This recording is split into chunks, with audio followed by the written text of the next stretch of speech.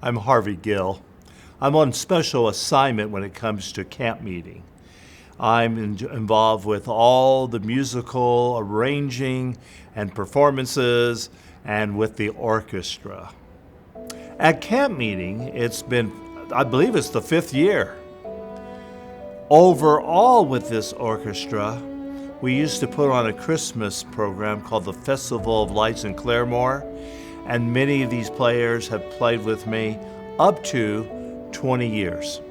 What I always call one of our sticks, one of our orchestra director is Lanice.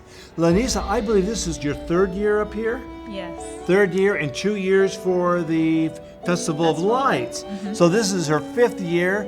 She reigns from Tahlequah, Oklahoma, Yeah. but living in San Antonio now. San Antonio, that's it. So I've been teaching music since I was 18 years old. As far as leading ensembles, probably since I was about 19, so shortly after.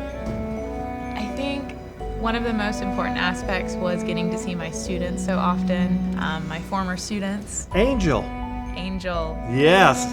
Yeah, Angel has been an absolute light in my life. She texts me still on my birthday every year, and she is one of my former students that I used to teach years ago at Parkview Adventist Academy. And the fact that she still reaches out to me, she still asks me for my opinion, my musical advice, all of these things, and she still thinks about me and prays for me is really sweet.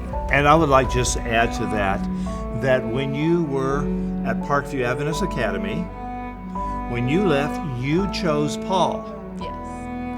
And Paul has chosen Catherine to come, and to have all 3 of you here is the joy of my life. Getting to work with this orchestra, with all of the different levels and all of the different people that come from all the different places, it's always such a fantastic melting pot to see the way people interact and help each other and communicate, and how we suddenly come together because we have just this one thread keeping us, and that is music just running through this entire ensemble, and that love for music. You know, I asked them to look to the left and to the right and say, we're in this together. And as we push them to the wall, but they come through every year. Absolutely. Put this together. You got to start at least 3 or 4 months ahead of time. You got to listen to the music. You have to contact the musicians. You got to send it out.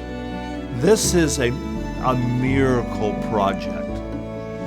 I'm asking young adults who come from 7 different states, from the Carolinas, from Nebraska, to Missouri, to Arizona, to Texas, here in Oklahoma, and I have one individual coming in this year from Spain.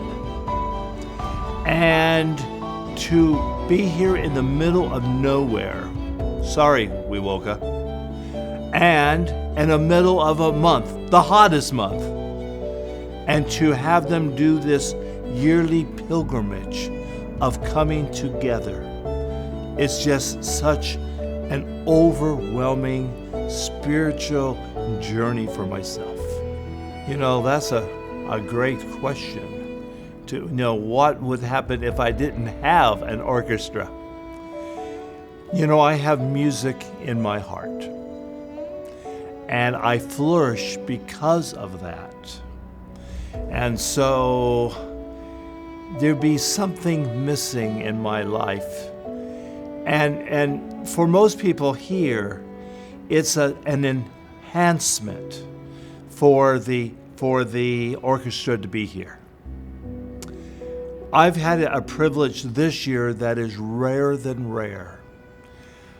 One of our pastors, Pastor Irwin, wrote an orchestra piece that we'll play this afternoon that he dedicated to me. Another one of our conductors, I gave him chicken scratches to work with, and he wrote a magnificent brass group that, by the way, has been approved by the Canadian brass trumpeter himself.